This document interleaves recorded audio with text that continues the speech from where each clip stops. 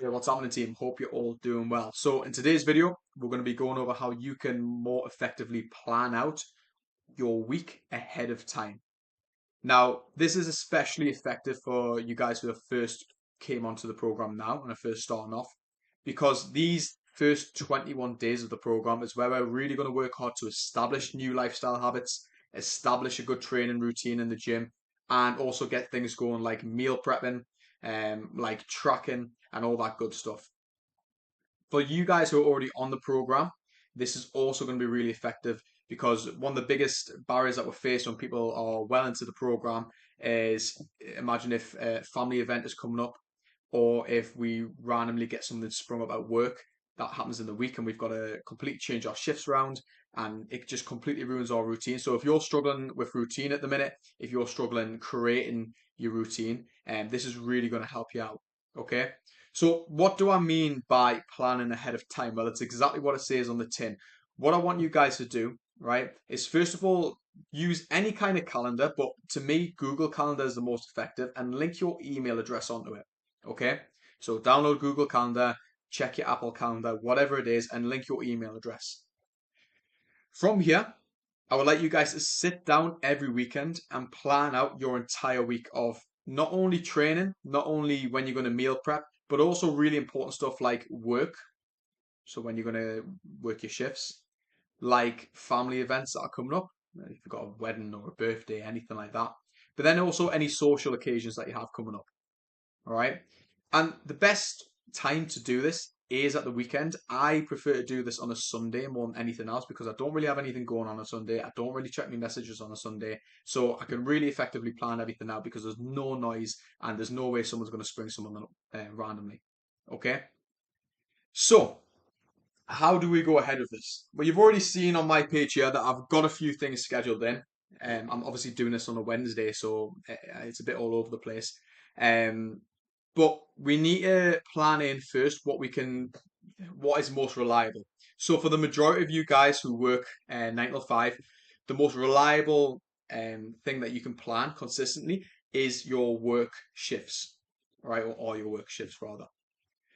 So what we're going to do is we're going to click on next for a Monday. If you work Monday 9 till 5, I want you to scroll down and click where it says 9 a.m. Okay, we're going to name this work, right, just for the sake of it. From there, we're going to move on to this little bit here, okay? And we're going to change the end time to whenever you end work.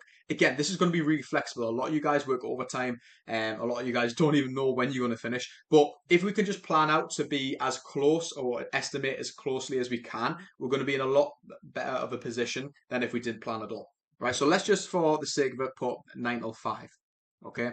So an 8-hour working window. Again, for the majority of you guys, you're working through the week, every weekday. So on this little bit here, you can click it and you've got a selection of options here. You can say that it repeats daily, weekly on a Monday, monthly on the first Monday, annually. But again, for most of you, it's going to be every weekday, Monday to Friday. After you do that, press save and boom. You'll see that on every single day of the week, I've now got work scheduled in. And again, this is because work for most of you is going to be the most reliable thing that we're going to know ahead of time every single week. Okay, so next up, what's the next most important thing that we're going to be planning in?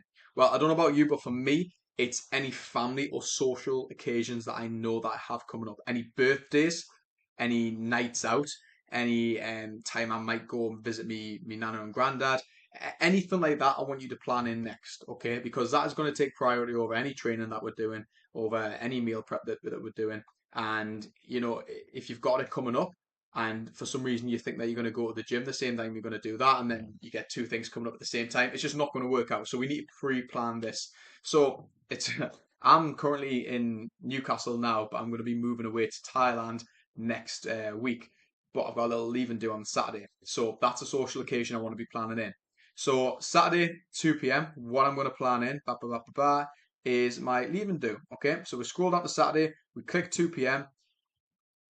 roughly, okay? And I'm just going to put leaving do, okay? And that starts from, so it starts at 2. So it's going to go from 2 till around about, it's going to be a heavy one, around about 7. Don't repeat that because it's a one-time thing. Press save, and there we go. That's planned in. So that's my social slash family occasions planned in, right? One of the most important things you want to plan in. Lastly, okay, or rather the next thing that we want to plan in, okay, is any training, okay, any meal prep, and any diary reviews that we're going to be doing throughout the day. Okay, any meaningful tasks.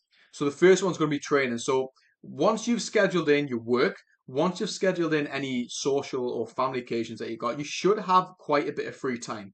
Okay, so using this free time, so these blank spaces that we've got after we planned everything else out. Okay, we can start planning our training sessions in. Now, not only do we plan the training sessions in, but we also need to take into account the time it takes to go to the gym, the time it takes to go, I don't know, to the shops to buy the food for the meal prep. We need to take that into account. Okay. So, for example, if I finish work on a Monday at 5 o'clock, okay, I'm probably going to give myself half an hour commute time to get to the gym. So rather than putting 5, I'm going to put half 5 gym. And the majority of you, if you are busy, we've worked your program around to make it as efficient as possible. So your programs are only, or the training sessions, should I say, are only going to take around about 30 to 45 minutes, maximum an hour, right? So at half 5, I'm going to plan half 5 till half 6 gym. And if you want to be really specific, you can plan what session you're going to be doing. So I'm going to put push, okay? Save. And there we go. We've planned in a push session at the gym, half 5 till half 6. And again, this is just making things so much easier. And I'm not expecting you guys to follow this to a T, okay? I don't follow mine to a T, okay? And with the job that I do, the hours are scattered around all the time. So I just work when I can for as long as I want, especially with me moving away soon, okay? But for you guys who are a little bit more regimented, who have a little bit more of a set routine, okay, this is going to be perfect for you, right? So plan your gym sessions in. Now, the most important one, meal prep time, okay, and that's what we're going to go over now. Now, nutrition is probably the biggest, how do I put this? It's the biggest struggle for you guys to get right when you're first starting off in the program. So to make it easy for yourself, we need to plan things in and give us reminders. Okay. So meal prep is probably going to be your best friend. If you're someone who works a 9 to 5 and you work very busy hours and you don't really get that much time to have a lunch break, then you don't have time to pop to the shops. You don't have time to sit down and make your own food like some of us are very lucky to be able to do. You need to plan your meals ahead of time. So what I suggest, if you're a busy professional who works a 9 to 5 job, okay, through the week, I suggest that you block out an hour or two on a Sunday to meal prep, okay, so to batch cook your meals.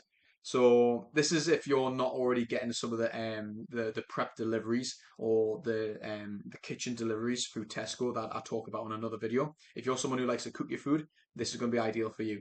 So let's say on a Sunday, I've got some free time, 3 till 5, okay, and I'm just going to call it meal prep.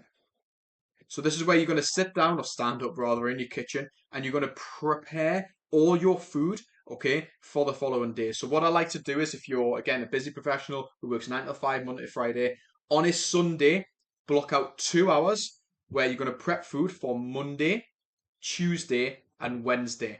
So this is food, these are meals that you're going to take to work with you. All right. And then on a Wednesday nighttime, maybe it's after the gym, okay, or maybe that'll be your rest day, you're going to block another 2 hours worth of work off, okay, to batch cook for Thursday, Friday, and then possibly a weekday as well if you work weekends. Some of you do. All right. 2 hours of your day. 2 hours twice a week. Okay, that's 4 hours of your week in total. That is nothing. Okay, it's gonna be possibly less the better meal prep you get. All right. And when that's in, when it's scheduled, what you can also do is make little reminders for yourself. So to make reminders, just press edit on anything and it'll say, how do you want to receive a reminder, notification or email? I prefer a notification. You can do it 30 minutes beforehand. You can do it an hour beforehand. It really depends on how busy you are and what you prefer. Okay. So meal prep's going to be one of the biggest ones for you. And then for some of you guys who work very late, maybe you work more hours than this, what a really good idea for you to do is also scheduling when you're going to fill out your food diaries. Okay, if you're someone who lives by routine and you're cooking the same thing every single day, but you forget to log it onto your phone, all right? Or if you know exactly what time you're going to eat, make little reminders for yourself to log your food on to your food diary on MyFitnessPal. Okay, this could be at the end of every day. This could be in the middle of every day, just to give you a little bit of a reminder. And really, just do your best to make yourself little reminders for everything. So that's it. That's how I like to use Google Calendar. There's a really nice feature with Google Calendar where you can actually change the color of all these. So you can change the color of all your work blocks compared to, let's say, for example, your family blocks or your social blocks or your training blocks. You can actually color them all different colors. Um, I'm not really particularly bothered about that, so I just leave it as all one big purple block. But again, you can do that. But I hope you all learned something from this. This is a really handy tool. Again, I'm not expecting you to follow it religiously to a T. Some of you will, some of you love that routine. But especially if you're starting out on this program for the first 21 days to establish all these habits, to establish your eating routine, your training routine, this is going to be key. Okay. And what I'd like you to do if you are starting off, if you are doing this, send me a screenshot of your calendar so I can have a little review of it. Okay, thanks for watching. Hope you all learned something today. I will see you later.